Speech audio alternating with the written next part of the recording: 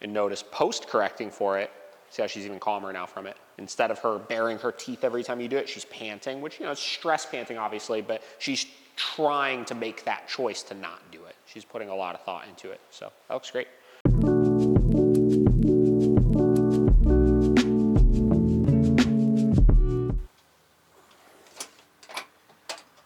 How are they gonna do today? Almost, so close. Not quite. And then make sure you're correcting for that instead of repeating a bunch of times.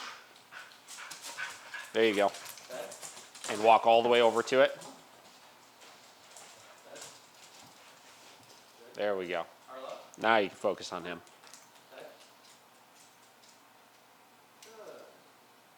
All right, well listen, not perfect, but it was definitely better than last time. So I'll take it. So only a couple little adjustments I see right off the rip with it are, one, obviously being next to the bed, and then two, just being more consistent with giving your correction instead of giving so much help. At least with Buster, right? Because we know he knows the gig at this point. Arlo, I'm okay with giving a little bit more help with some of those. Sure. So we'll see. Yeah. Well, like I said, I mean, noticeable progress with it. It's still not perfect, but I think that you could tighten it up much quicker by just being quicker on the trigger with the correction for it, you know? Because that's really the key, is he's still just blowing it off a little too much. And again, Mark with no? No. Did you give it, there you go, perfect. Buster bed?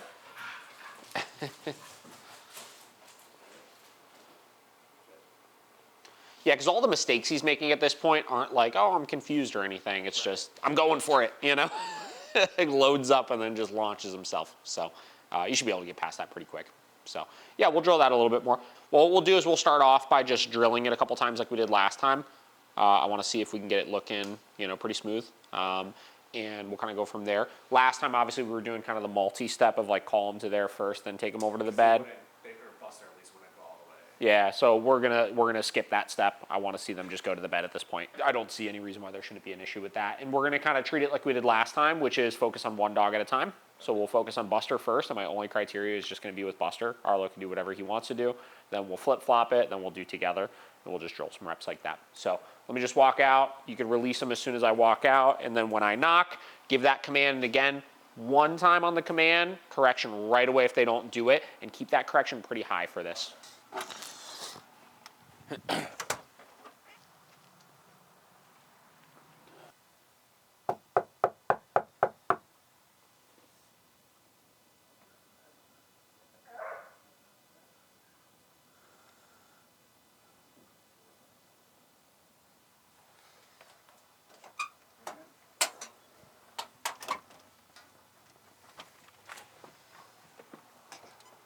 All right.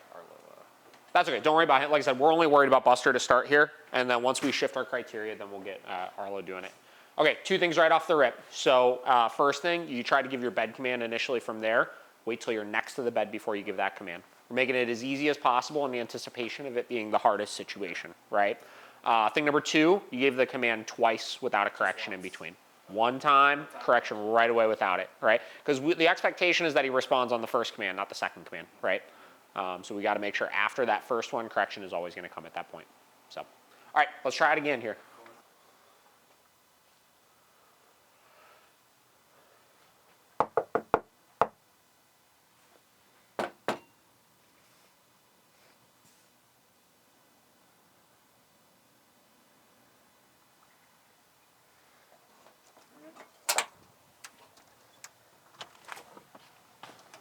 There we go. That one looked better. So we'll do that 2 more times with Buster, and then we'll do a couple with Arlo. Good boy, Buster. Good job, buddy. He's like, do I get a treat? Yeah, right? So what the heck? I don't work for free around here. All right. 2 more.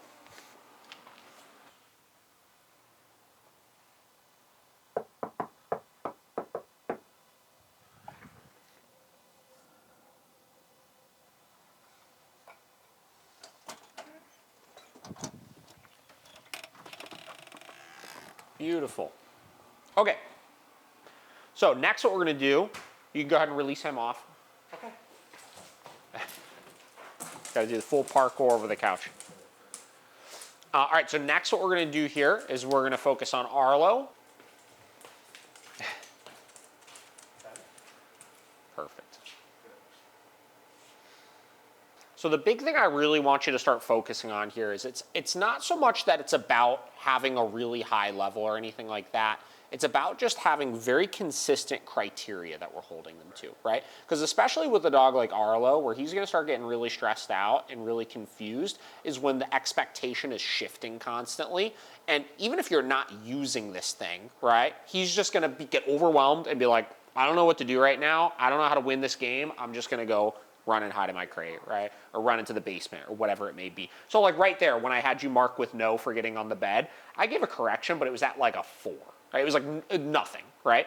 And the reason why it was effective in that moment is because that routine of one command and then at least identifying the fact that he didn't do it correctly and then helping him into position after is a predictable pattern for him that he knows. You know what I mean? So getting back to like that situation over there when you were trying to use your recall, right?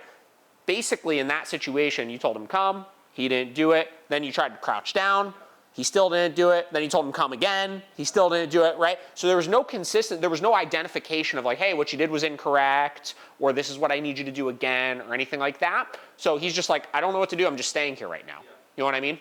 So, and that's the same situation as like the front door when I first got here. Like I said, it looked way better than it did last time, but it could get tightened up by that very first time you give the command, holding them to that consistent standard still, right? And in Buster's case, like I said, we know it's more of a motivation issue. Like he knows what to do. He's just not motivated enough to do it, which is where the correction and the intensity of the correction comes into play.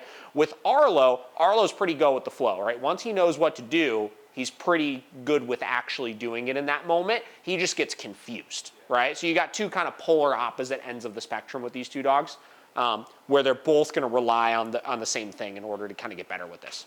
So let's go ahead and release them off again. Okay. There you go, perfect.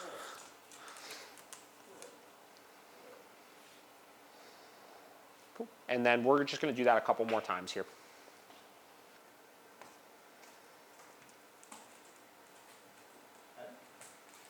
Beautiful.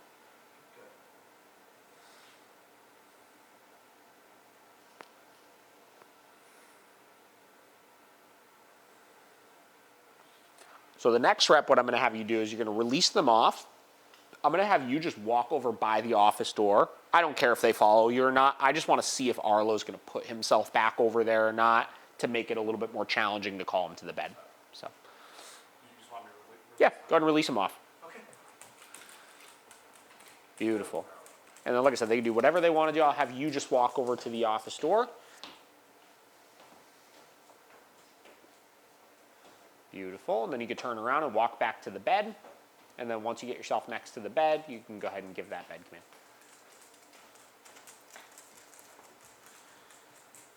Buster, bed. Beautiful. Good.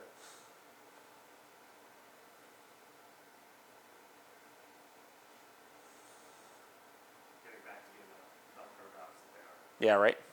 Well, they're getting the routine, you know. So the next thing I'm going to have you do here is you're going to release them off. I'm going to have you walk over to the office door and open the door and then walk back to the bed and give the bed command. And we'll see what we get. Okay.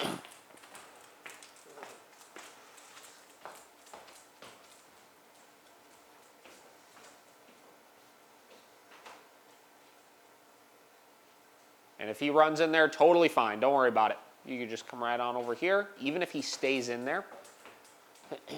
And then, like I said, get yourself next to the bed and then give that bed command. And we're just going to enforce this no different than we would any other rep. Bed. Good. So go ahead and give an Arlo bed in a way that he could hear you, obviously. Arlo, bed. And give him a second. And then if you don't hear him come in here in a second, you're going to mark with no for that. No. And then go ahead and repeat Arlo bed. Arlo, bed. Bingo. Good. So now, do you have a treat on you? No, actually, no. That's all right. Why don't you go ahead and grab a couple more here? Because those like hard repetitions like that, we're going to start rewarding as well. So you see what I mean about that? Same exact criteria, a little bit higher with the motivation. That was about a 7 right there. And he knew exactly what to do, right? The problem is sometimes when he gets scared, obviously because it's like, we feel bad and we don't want to see him nervous or anything like that. We let little things like that slide. We say, all right, you don't have to respond to this command at this moment. I'm not going to actually enforce it and stuff. What happens is it forces him to just cycle into this state of mind of like, when I'm nervous, I don't have to respond anymore, which is a very dangerous place to get your dog into. You know what I mean? So we just got to work him through some of those things, and we'll probably find these next couple reps, he's not going to make that mistake again, All right, go ahead and release him off. Beautiful. So same deal. You can walk back towards the office. I want to see if Arlo puts himself in there or not, and then go right back to it.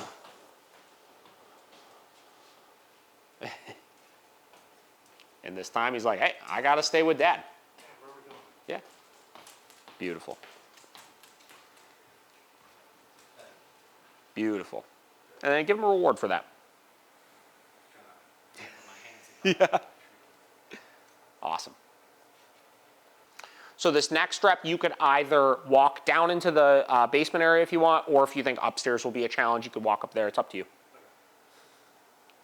And like I said, they don't have to follow you there. I'm just, if he does see that as an opportunity to go like run into the bedroom or something, I want to see if he does it. Do you want me to close the bathroom door? Or No. bedroom door? Just keep it at that. Yeah. Yeah, at this point, like I said, we're looking to challenge him a little bit, so.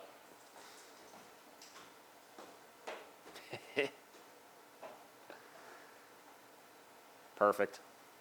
Same deal, right back to the, oh, there you go. Look at that. I said, wait a minute, I gotta go with him.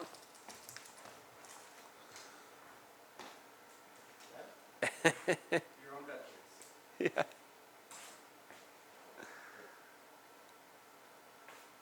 Look at that. Get a little tail wag out of him. So we'll try up there one more time after this. Cool. You could release him. We'll do another one here. Nice. You want to go back up? Yeah. We'll try up there again. Sorry, Pat, get the phone. Yeah, that's okay.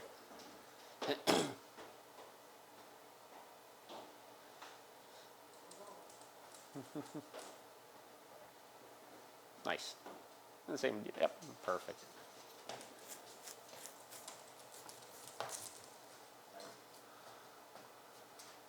Sweet.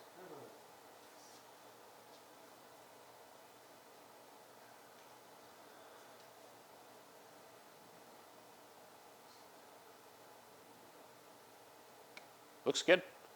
All right, let's go ahead and release them off, and then we're gonna try this with both of them here a couple times with the front door again.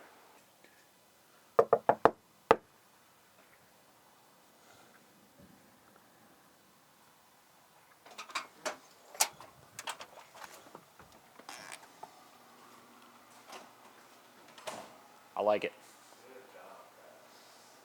All right, we're gonna do one last one of those. This one, we're gonna do the whole simulation of you get them on the bed, you obviously let me in, and then once you let me in, you could release them off of it. So.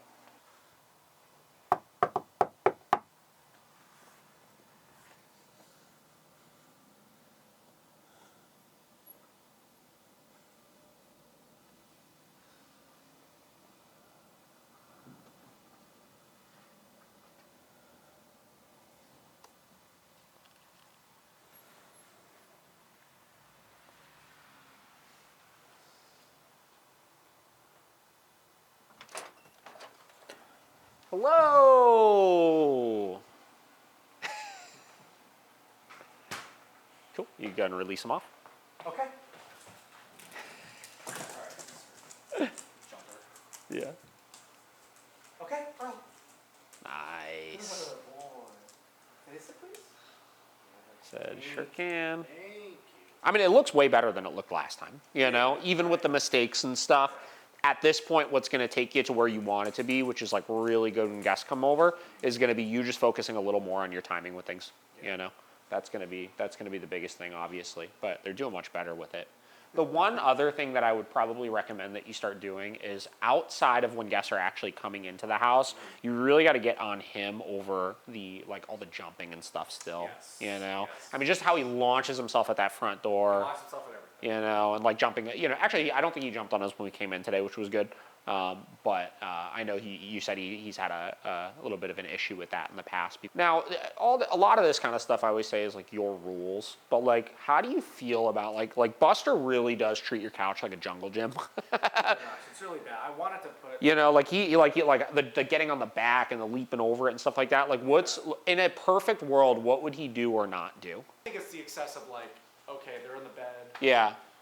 If I release him and I'm standing over Yes. by the front door, he's gonna dart across, jump over Yeah. the couch. I'd rather him go obviously go Sure. around and not Yeah, treat yeah. us like a jungle gym. But Well- that's probably like the biggest thing, only really. Well, the reason why I say that is because one thing you could enforce that all this would kind of go hand in hand. Because like we worked on obviously these two in-home sessions we've done. We worked on obviously guests coming in, making sure we have them under control, which is a very important piece of the puzzle. But outside of the 15 minutes you're going to do that when somebody comes in the house, the rest of the, you know, issues that you're going to be having are going to be when you're not working obedience commands, just what the overall expectation is, right? And the two things I would look at that, like if these were my dogs and I was living in this house, is I would be intentionally looking for situations where, forget the obedience commands, like when people first get to the front door and knock on it, I'm going to be ready at a super high level for the second is pause touch right here, right? And before I even worry about giving an obedience command, I'm going to nip that in the butt, right? I'm going to make sure every time he does that, he gets a really big correction for that, right? The second thing I would look at is I would immediately enforce a policy of, you can get on the couch all you want, but this perimeter, your paws are not allowed to touch, right? And same deal, I would give a pretty firm correction for doing that. And what you would find is, this is kind of how that sequence would work, right? You would start off, every time he does it, you give a correction for it. What you'll probably find is like a 24 to 48 hour period of time where he's just like, I'm just not going to get on the couch because I don't know what's going on, which is fine, right? And then after that 48 hours, he'll start slowly working his way back up on the couch, a little bit more apprehensive of like, where is that line? He'll probably make the mistake one more time at some point of trying to get up on there, and then he'll understand, okay, I can get on the couch, I just can't get on here. And with that, you'll probably find that you see much less of the just leaping straight over the couch, because when he's doing that, like you could tell every time he does it, he's not even thinking, you know what I mean? He's just like, I gotta get from here to here, and I'm just going this way, right? But if he starts realizing that if he touches here, big correction happens, he's gonna start thinking more in proximity of the couch, which is gonna cause him to do one of two things. One, be slower and maybe get to here and just like leap over, which, I mean, listen, whatever, you know? Or two, it'll just go all the way around it, you know what I mean? So those would be two things that I think if you got those two things under control, you'd probably see a big time reduction in a lot of this other stuff, you know? Because if he had better rules as far as that and realized that there was some serious accountability for that, you're gonna see much less of him perching himself up, barking out the window, right? Because if he's getting himself that spun up, he's not going to be thinking, and you're probably going to see him put his paws up here, which is going to get him a big correction for that. And two, when people first get here, well before you ever give your bed command, he's going to be calmer because he knows he can't get up onto the door, you know. And then with that, you know, you get him settling down a little bit, you're going to see Arlo keep getting better, you know. And I was actually pleased today, outside of when he kind of parked himself in the crate for a minute there, you know, he was much more willing to work today than he was last time also, you know. Which was good. It was good to see. He just still, like, overall, I Sure. think he's probably going to have a little bit of just nervousness, apprehension. Definitely. How he is That's who he is. in general. You know, that's okay. As long as, like I said, he can control himself when he gets nervous and apprehensive. Right. That's really the key. Is a lot of people look at a fearful dog and they think, how do I make my dog not fearful? Which, you know, obviously we want to be aware of that, but like you're not going to make him totally not fearful. The key is when he gets fearful, can I still keep him under control? And ironically, when you address that problem, the dog gets more confident in general, because it's like they establish not necessarily this confidence in themselves, but they establish more confidence in you, because it's like, hey, I got to trust this guy, right? I'm confident that when I get scared and he asks me to do something, I have to do it, and he's never leading me into this like horrendous situation. You know what I mean? So it kind of forces them to face their fears a little bit and actually overcome some of those big hurdles, which is exactly what we saw last there. Like I literally remember last time we came here with the recalls and stuff, like it took quite a bit of coaxing to do the first handful of them when he got himself into that state of mind. Like he was really trying to hide down there, right? He was really like and committed to it, right? Even with the corrections and stuff. And this time, the one time we gave a correction, so okay, got to do it, right? So that alone was a big progression that I was pleased with seeing for sure. So you just gotta get that in your mind where when you start noticing him getting like that, you gotta work him past it. Okay, so we're gonna work handling stuff today. So you said she won't let you do her nails. You said wiping paws and stuff too is an issue. You said coming like face with a towel and stuff she gives you a little bit of a hard time with. Anything else you could think of past those things? Anytime it goes from just general touching to like Yeah. inspection, Yep. she is immediately on edge. I know she gives you guys attitude over it. Like, is she like just kind of really mouthy and bitey and stuff, or is she like actually like clamping down, like injuring, stuff like that? It's I mean, it's warning bites at first. Yeah. But it's still teeth to skin. Yep. Willow, bed. Okay, so biggest thing I always tell everybody when it comes to any sort of handling related issues is initially, if we can get them focused on something, usually their behavior is like 10 times better, right? Additionally, the reason why I asked about the getting away is because usually the progression we'll see is the dog is scared of either having their nails done or being, you know, handled in a way they don't like or whatever it may be. They try to get away from us. Once they realize we're not going to let them get away from us, they immediately switch to fight to try to obviously keep us away. So a lot of times what we'll do is we'll give them something to focus on like this, and then if she gets nervous and tries to default to getting away, instead of me just like manhandling her back over to the bed, I'm just going to enforce that expectation in that moment, right? So the bed stay here, which can kind of help get them into a little bit more compliant of a state of mind. Generally when we do them, I don't think we do at this point, just because, like I said, she kind of gets the gig. But for you guys, I want you guys to have a clear routine you could start to put in place where consistently, whether you need to, you know, clean her or wipe her eye boogers or do her nails or any of those types of things, we could start stacking some wins and have a way to kind of hold her successful to it.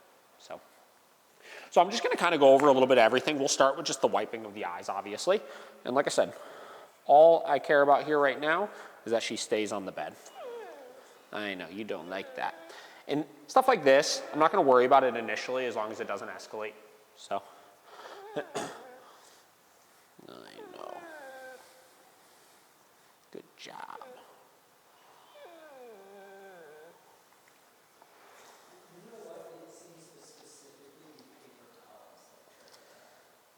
Okay. We'll try that in a minute. I mean, this clearly, she doesn't like it, you can tell, right? So it's similar, obviously. We'll see, obviously, what we get with everything else, but I'll grab some paper towels in a minute. So now we'll do nails, obviously. Same exact process.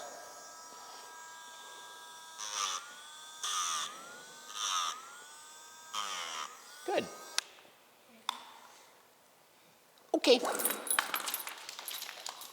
Go back to Dad for a minute. Yeah, I know. So I was releasing her off. And again, getting back to nerves, this is all nerves. You know, it's not like she's like, oh, I just don't want you to touch him. And she's scared of it. She thinks something bad is going to happen, which is why she feels like she needs to resort to those types of things. So our job, again, in getting her to be successful at this is just to reassure her, like, nothing scary is happening.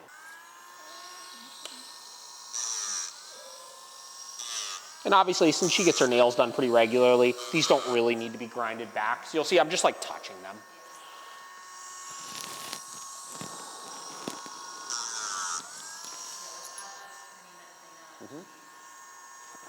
So I'll have you guys go through this whole process in a minute, obviously, with her. We'll see what we get.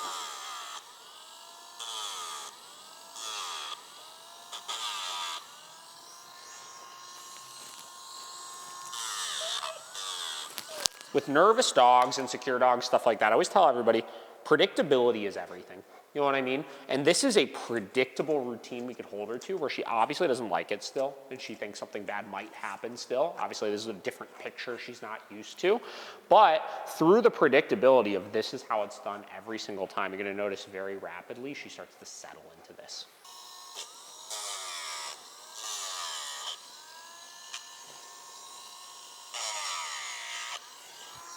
Look at that. That was pretty good. Beautiful. Let her get herself situated, and we're going to start with wiping the eyes. And I got the remote. I'll back you up with the correction if you need to tell her no for anything. Just make sure you mark the second that she makes the mistake. Some dogs are good at just giving attitude, you know. My one dog is like that. Like, I'll brush him, and he'll, I don't like it, you know. Lets me do it, but he loves to give me some attitude about it. Beautiful. And through repetition of you doing this and her practicing the self-control, like in her mind, that fear of something bad going to happen, that'll start to diminish, you know, and she'll get more and more comfortable with it too. And notice post-correcting for it, see how she's even calmer now from it. Instead of her baring her teeth every time you do it, she's panting, which, you know, it's stress panting obviously, but she's trying to make that choice to not do it. She's putting a lot of thought into it, so that looks great. So why don't you go ahead and you could even do it with that paper towel. Just kind of practice taking that paper towel and like getting inside and really kind of get in the ear canal and stuff. You want to do all the things like your vet would generally need to do, right? Don't try to like sugarcoat it or make it easier or anything like that. She does not like when the vet looks in her. Yeah, sure.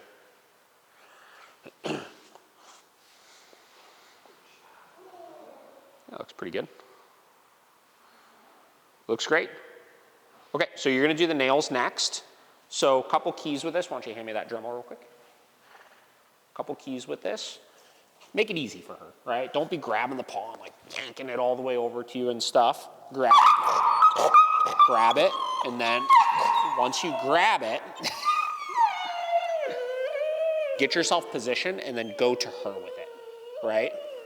And something like that, don't pay any mind to it. If she breaks the bed stay, correct her for it, obviously. But outside of that, let her, you know, put her big display of, I hate this, I'm so stressed out, whatever, right? And then once you turn it on, again, you're just gonna like, just touch, right? We're not looking to really grind these back or anything. Well, in that situation, like if she was not on a bed, not with a muzzle, she probably would have been like biting at us. Sure. So that's going to be a little bit more suppressed version of what you're used to seeing because she still knows she needs to stay on that bed. So she's going to have to practice a little bit more impulse control in that moment, right? And a lot of times stuff like that, the reason why I didn't tell her no or anything is because I don't think she was really trying to bite there. I think that was just a big old like borderline like temper tantrum, call it. And again, like you said, like you've never really been able to do her nails before, right? So the first time doing it, like you're gonna see her very uncomfortable, you know? Just like we talked about with the guests coming over, how, you know, the baseline when I was there was she was very stressed out. Don't worry about that. Don't worry about her being stressed out with this. Focus on the fact that you were just able to grind every single one of her nails. That's something you've never really been able to do before, right? So whether she's stressed out or not, that in itself is massive progress, right? So now you can only go uphill from there. Every time you do it successfully, she'll get more and more comfortable.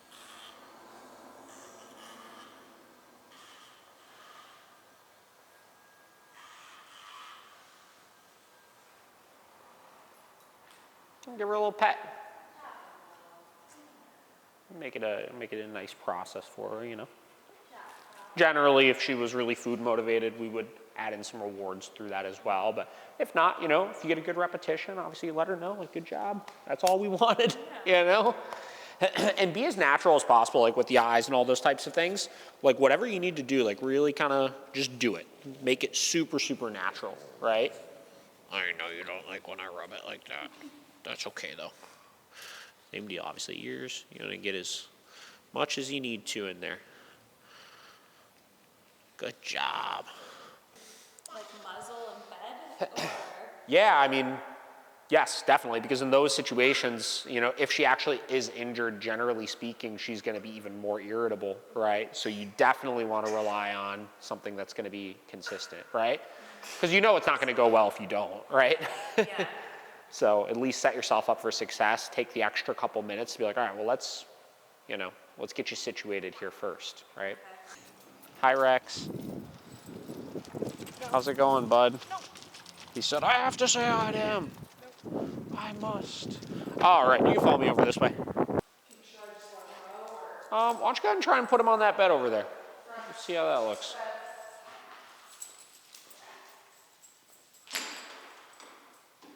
Not terrible. Stay. We've been working on down, but it's 50-50. That's okay. Down. As long as he stays on the bed, I don't particularly care. All right. So what's the beast up to? So Rex gets really weird with other dogs. Sometimes he doesn't care. It's a territory. He's worse at home. No, that it's worse at home, but I feel like every time I'm walking him or I'm out and about, I'm like fearful if somebody's dog The German Shepherd bark. Yeah, and I don't know if it's out of fear or what. He's like lunging. I tried to have him play with like a friend's dog and like slowly introduce. Her dog's really good with other dogs, and he just doesn't pick up on like social cues. Yeah. And it's just kind of. I think I like sheltered him too much and didn't socialize him enough. And You said, you know, you're fearful of what happens if somebody's dog comes up to him. Yeah. If somebody's dog doesn't come up to him, let's say you're just walking down the street, there's a dog across the street. Is he reactive then too, or is he neutral then? it's like 50-50. My mom takes him a lot and is like, he's great when I have him. But when me and my fiance have him, he sucks. That's how it works, right? Forget the reactivity and the dog issue and stuff like that for a minute here. Where would you say, outside of that, do you feel like there's big holes? Do you feel like there's big holes in places where, you know, you just don't have enough control over him in general? In general, though, like let's say you're out on a walk with him and there's no dogs around, right? Do you feel like he's like really good with you? Do you feel like he's kind of good with you? Do you feel like he's not that good with you? Like where do you feel like he's at as far as outside of even the distractions? If I date him a couple times, he's good. He's pretty good. Okay. When we're by ourselves. Yep. It's when other stimuli are introduced and it just like goes to shit, honestly. Sure. Okay. Take his leash off of him, but make sure that he stays there still.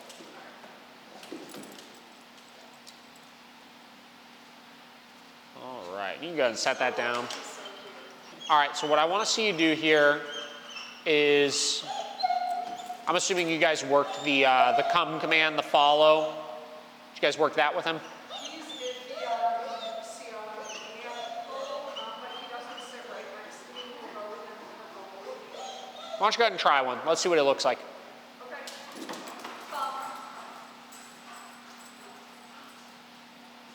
Of course he behaves now because you're here. See, and then he'll get up and like do his thing. So then I say, no, come. And you gave him a correction with the e-collar right there, I'm assuming? Say that again. Did you actually correct with the e-collar there? And what level are you at? It's on high. It's on high, okay. And when we're at the PARK and I say it, no. There you go. He's not this good. Yeah, I understand. Yeah. Obviously higher distractions. I'm trying to get a baseline of like where he's at with stuff like without any distractions present here. So, okay, go ahead and release him and let's do a couple of those. Okay. So see what I mean? Yep. Come.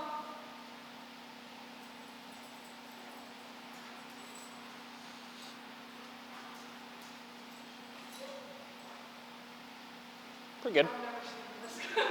That's okay, that's all right. So same deal, you could release him and do another one.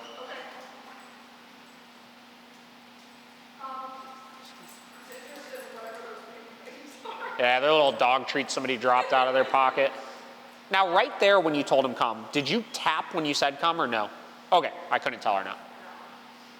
I just have my finger on the trigger a lot. Understood. That's fine. And why don't you do one more of those? Okay. Come.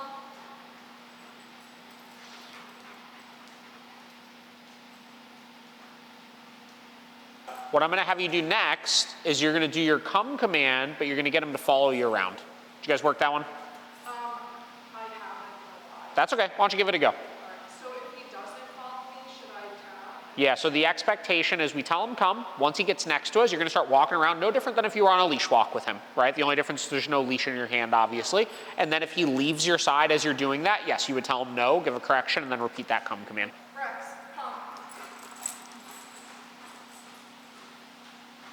No, come. Let's just wait until this rolls. Yeah.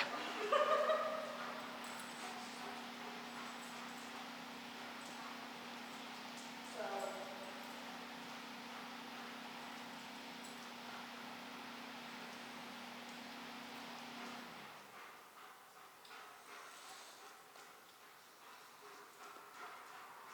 My fiance would like me in all right now because he is not how it works, you know? Change, shift directions. Yeah, just kind of keep cruising around. You can walk wherever you want to walk.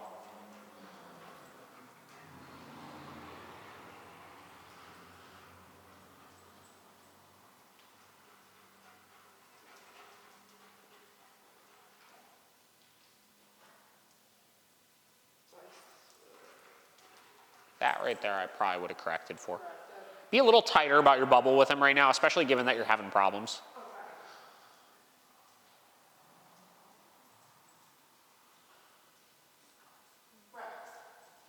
And right there, instead of saying Rex, that should be no with your tap. No. Perfect. We say with dogs like this, you got to eliminate all freebies. So after that initial command, it is always going to be a correction. It's all right. I mean, these types of dogs, they're tough dogs, you know? This is like my first dog too, so Yeah, I got a German Shepherd. yeah. They're very difficult dogs to own. See, this looks pretty good right now, though. So go ahead and keep cruising around a little bit more here. As you start walking around, I'm going to try to distract him from you, and I want him staying totally focused on you right now.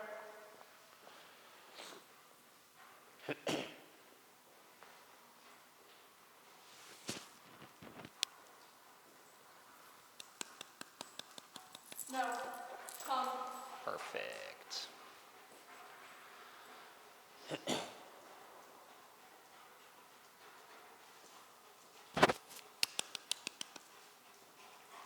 No. Come. Perfect.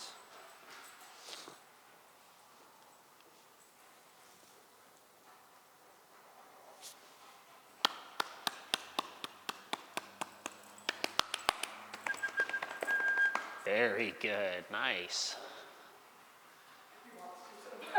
That's all right. He's keeping himself under control. Hi, buddy. Hi, bud. Wow, you're such a good-looking dog. Oh, look at that. Nice.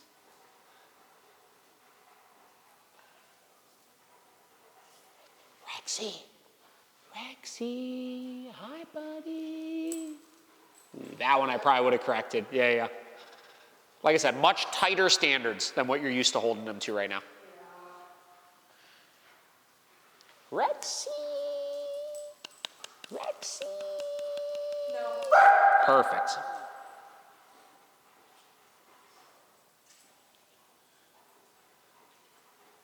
Rexy, Rexy, Rexy, Rexy. Oh my gosh, Rexy. Much better. See, we're seeing it shift from super, super impulsive, right? Going to me even when I'm not even looking at him, right? To coming to me only when I call him, to keeping himself under control, but really wanting to keeping the attention almost completely on you, right? So that's the progression we want to start to see with this. Yeah, we'll do a couple more laps here. Rexy! Rexy! Rexy! Rexy! Nice. He's doing great. One more lap around.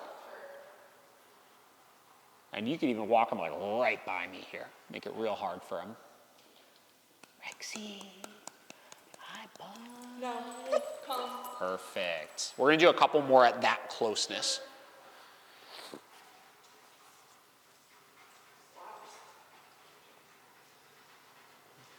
Hi, buddy. No. Come.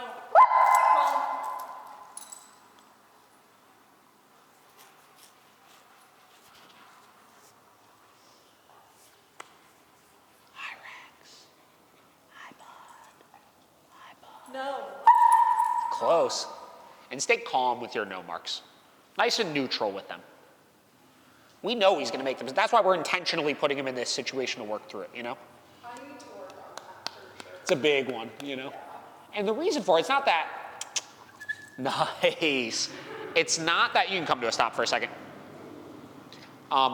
It's not that like saying no in a more firm way is wrong or going to do any harm or anything like that. The issue is generally when we start getting frustrated, we're not thinking clearly and then our timing goes out the window, right? This is great though. Like, he's just chilling there right now. Obviously, you didn't put him in a down or anything. He just knows he needs to be next to you. So we're just taking everything. We're just bringing it up a couple levels as far as the accountability right now. So we'll give him a quick second there, and then we're going to run a couple more drills where we work exactly that, and we'll see what we get. I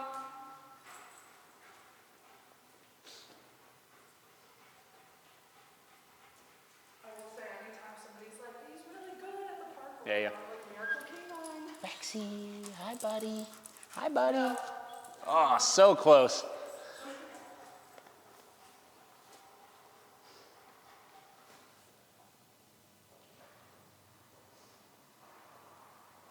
Hi bud. Hi Rex. No, come.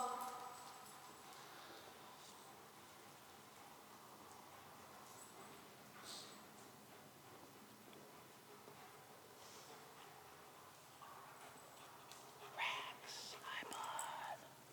Should I have corrected? Yeah, I'll let that one slide.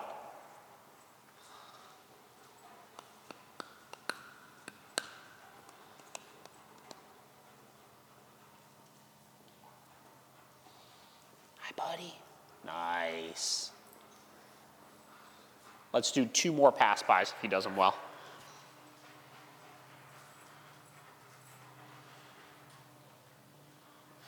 Rexy, hi, buddy.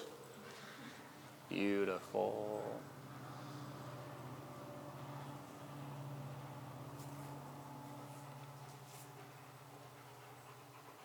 Rex, hi, bud. Hi, bud. Hi, bud.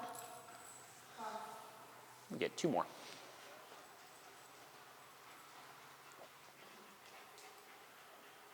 This dude is dialed in now.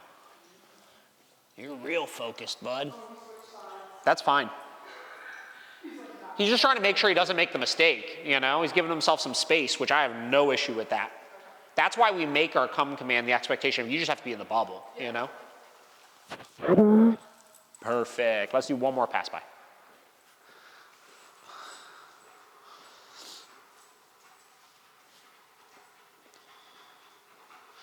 Rex, Rex, Rex, Rex, Rex, Rex. Beautiful. Not even thinking about it. All right, go ahead and come to a stop again.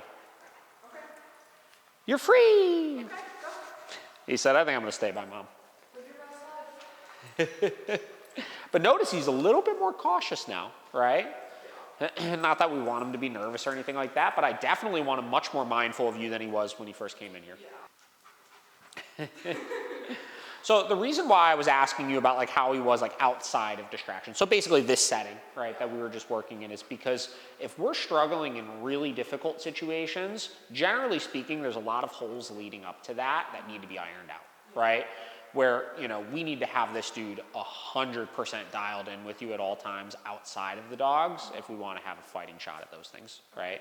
So you need to start holding him to this standard. And the fact that you were saying like you've never seen him really walk this good, that right there is a lot of the problem, you know? So, what do you think, dude? So we'll give him a second here, and then we're going to up the ante a little bit more. We'll kind of start challenging him just a little bit further with some of this stuff. And what we're going to do next here is the exact same thing we just worked on, but we're going to start kind of using outside, inside, just testing them a little bit with this. So let's start with, tell them come, get them to start following you, and then just start walking this way.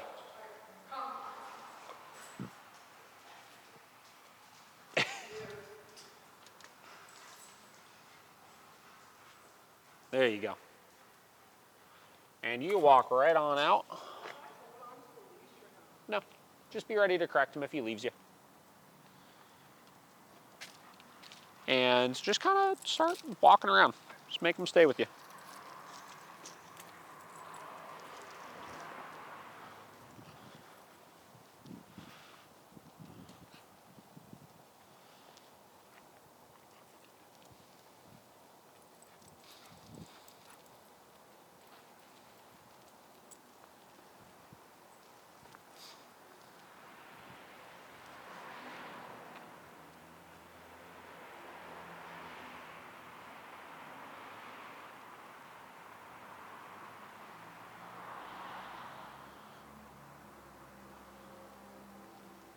And then you can kind of start making your way over towards your car, see if he gets distracted by that.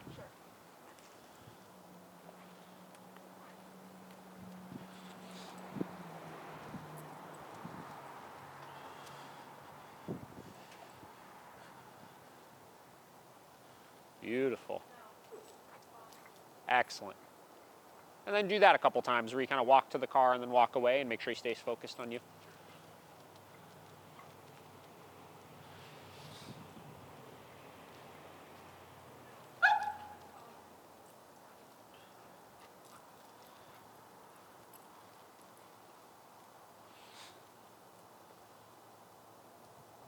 Nice. And he's allowed to sniff it, obviously. You know, it's only if he leaves you. That's our expectation right now. That one's my fault. Rexy. Nice. That's okay.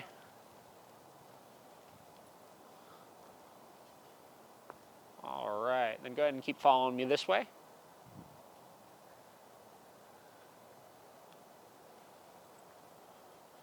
And then kind of walk up to this door and away a few times and make sure he stays focused on you.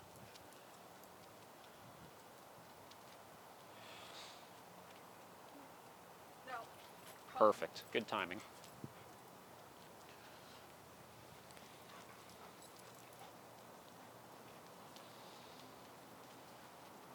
Nice.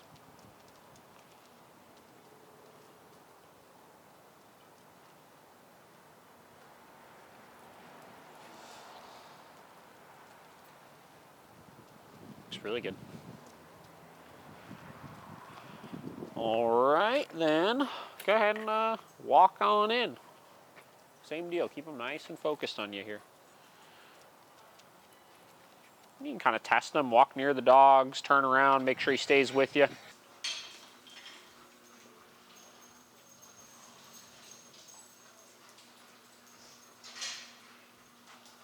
All right, go ahead and come to a stop again. All right, so in a second here, we're going to test him even a little bit more with some of this. And I'm going to have you keep doing the following, but you could kind of walk in through this way, just kind of go a little bit everywhere. Sure. A little bit everywhere, is that a proper phrase?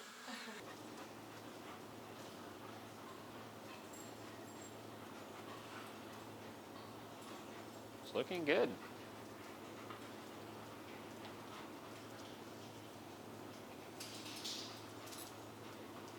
So go ahead and walk right up to that gate right there. Come to a stop, but don't release him. You can go even a little bit closer. There you go. Yeah, just hang out there for a minute. He could sniff, totally fine. He's just got to stay next to you.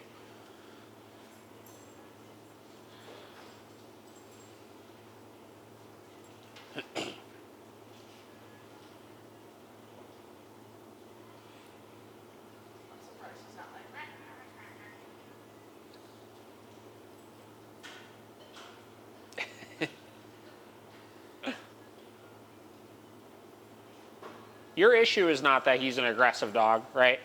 German Shepherds, the problem with them is that they don't handle restraint well, right? So anytime they start getting held back from something, like physically, whether it's with a leash or by us holding their collar or anything like that, it just causes them to just ignite and just want to dig into that pressure and get to whatever it is. And it just looks really scary, right? You get all the barking and the snarling and all that kind of stuff. And again, it's not aggression, it's just frustration. He just really wants to get over there towards them, right?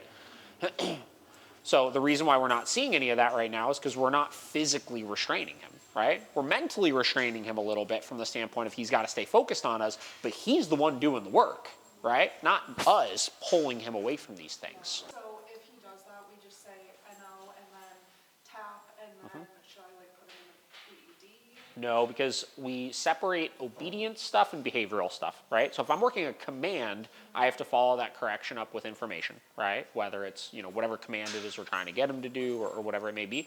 With a behavioral thing, we're telling him, you can do anything you want to except that thing. So let's say he's freaking out at the window at something, I tell him no, and I correct him for it, right?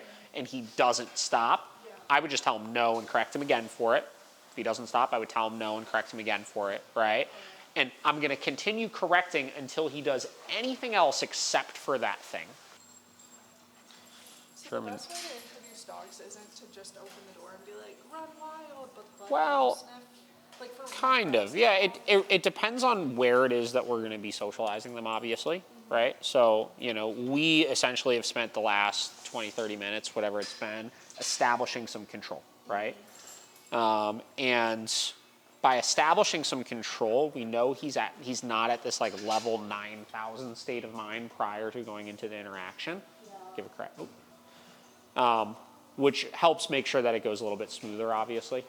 So generally, if I'm going to introduce him to another dog, the first thing that I try to do is I try to establish that control, right? So if that other dog is on a leash or behind a fence or something, I'm going to work him around that dog, whether doing something like this come command or a down stay or whatever it may be, until I've established control. Like right now, I feel very, very confident that we could keep him under control around these other dogs, right?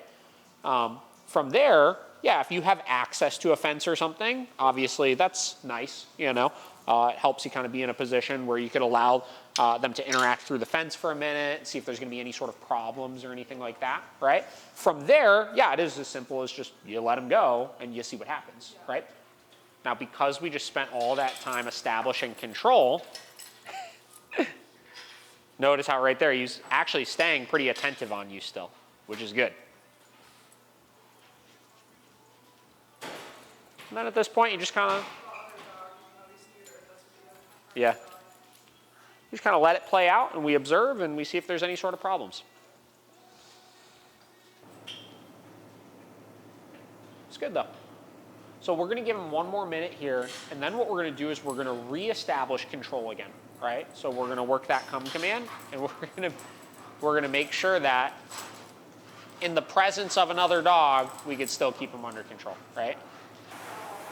Well, some dogs might not like it, you know. Like I said, they tend to be very good at annoying other dogs.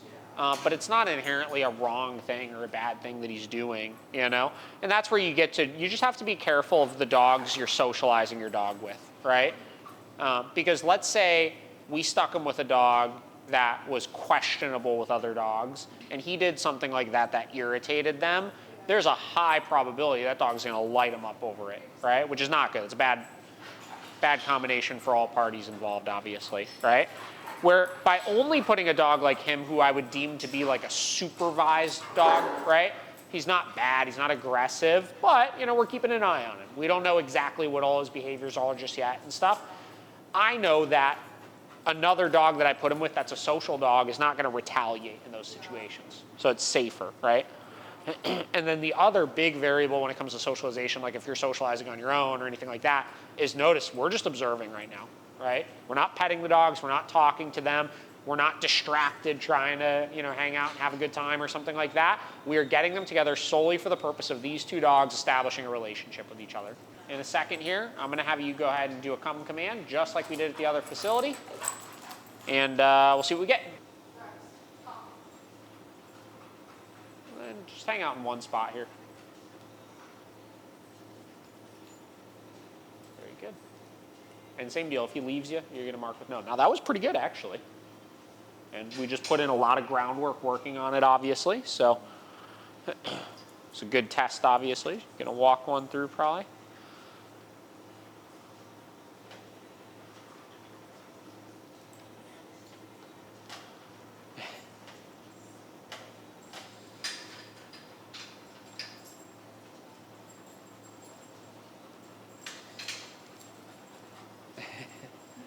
Now, see how he inched a little further away? Tell him no for that. Then tell him come. Again, tighter criteria. I want him really close to you right now. Sure. Yeah. Well, right now we're working a come command, not a sit, right? So the expectation with the come command is he needs to be next to you, right? Now, let's say you're working a sit command. If his butt is still on the ground, he hasn't made the mistake yet, right? So different expectation out of that.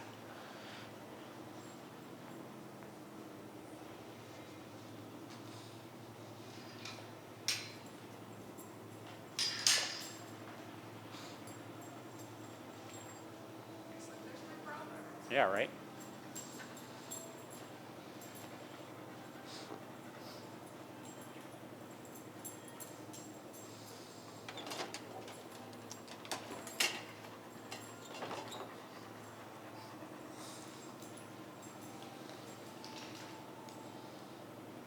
Now the neck craning is fine as long as he doesn't move away from you.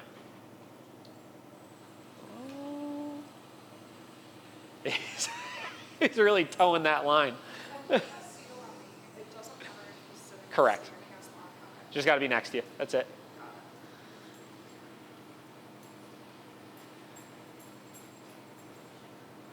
Beautiful. All right, go ahead and release him. Okay. Now you can go sniff around, hang out a little bit more. I guess normal, because I feel like he doesn't care about social cues. Like, the dog's growling or like really doesn't want him around, he's still like, Yeah. So far, everything I'm seeing is very normal, right? Now, you get into the more nuanced side of socialization, which is like teaching dogs to respect other dogs' cues. Like, let's say, hypothetically, this dog kept snapping at him to get him to go away, right? Repeatedly, over and over and over and over again. And I knew that this was a stable dog that wasn't acting, poorly or anything like that. And he wasn't responding to that and kept poking that dog's buttons. At some point, it would be my job to step in, advocate for that dog, and tell him to back off, right? But right now, in the early stages of socialization, I wouldn't be putting him with a lot of dogs that are going to want nothing to do with him. Rex, come. Same deal. Once he gets next to you, just come to a stop. Make sure he stays next to you. Beautiful. It's very good. All right, so what I want to see you do next here is you're going to work your come command with the following, just in this area.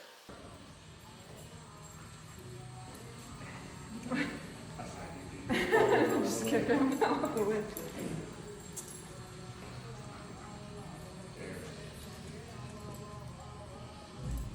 This dude has the worst underbite of all time. This dog's name is Uga, and they named her Uga because they thought she was just so ugly. They foster dogs through this local rescue, and they foster failed this dog. It's so ugly, it's cute. I know, she is very cute. It's braces.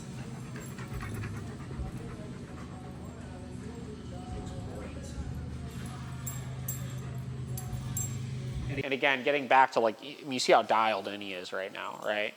I'm assuming it's probably been a while since you felt like this connected with him, right? Yes. So you need to forget the really problematic areas. Everywhere outside of the really problematic areas needs to look this good right now, right? Even I saw obviously when you were walking him up to the door, obviously he was really aroused, getting him out of the car, stuff like that. Start focusing on things like when he's in the car, right? Just open the car door, tell him come, and if he blows by you, correct for it, right? And just establish control in all of those areas. Got it. I do need to be, I get wishy-washy because I feel bad, but it's That's all right. in the dog's But best interest. and the other thing too is we put in all that hard work, we made all the, No, come. perfect. We gave all the corrections that we needed to give, and now we're not needing to correct that much, Because we've reestablished the criteria. We say if you're needing to correct all the time, something's wrong, you're doing something wrong, right? The goal should be he should learn from the corrections and then not need them. So like I said, I'm seeing just a lot of places in general where you could tighten things up 10x what it is currently, right? There should be no reason why you can't get that same level of control we just had under 99% of circumstances. So it's not aggression with other dogs? No, it's definitely not aggression. It's overstimulation, right? And frustration because probably every time you see another dog, he's got that leash on and it's don't go towards the dog, right? And all that does is make him want to go towards the dog, right? Which is where you get that big display of overstimulation and stuff. So the things I would recommend you do are work that come command everywhere off leash. You can do it with a long line if you want to dragging, right? But you can't be using that leash to keep him with you, right?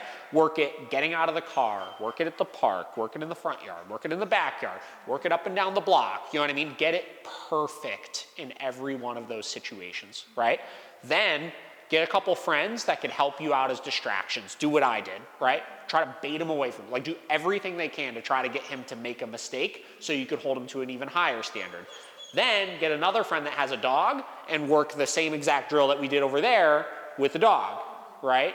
and just continue plugging away that way. And I'm sure there'll be other places where you run into other issues, obviously, but you should be able to get this way better than what it is currently, right?